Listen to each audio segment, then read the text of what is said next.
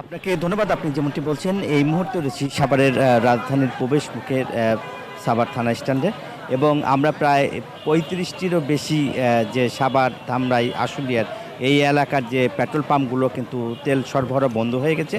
এই পাম্পটি আসলে খোলা রয়েছে এবং আমরা দেখছি এই পাম্পে থেকে তেল সংগ্রহ করছে এবং ঘন্টার পর ঘন্টা কিন্তু মোটরসাইকেল, প্রাইভেট কার, ব্যক্তিগত গাড়ি নিয়ে কিন্তু তেল নিচ্ছেন এবং যেহেতু তেলের যে সংকটের কারণ বলা হচ্ছিল ইরান এবং ইসরায়েল এবং আমেরিকার মধ্যে যে যুদ্ধ শুরু হয়েছে, সেই যুদ্ধের কারণেই আসলে মূলত তেল সংকট, যার ফলে পেট্রোল পাম্পগুলোতে কিন্তু তেল পাওয়া যাচ্ছে না এবং তেল না থাকায় আসলে গুরুত্বপূর্ণ যেসব পাম্প সেগুলো কিন্তু আসলে বন্ধ হয়ে গেছে।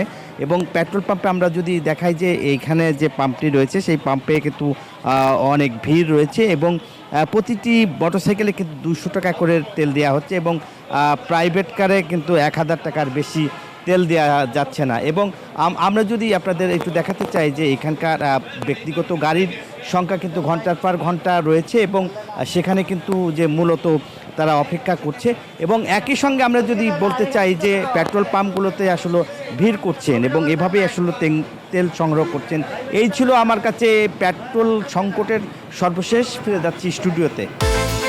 বিকাশ পেমেন্টে 10,000 টাকার বেশি অফার, শপিং চলছে তো।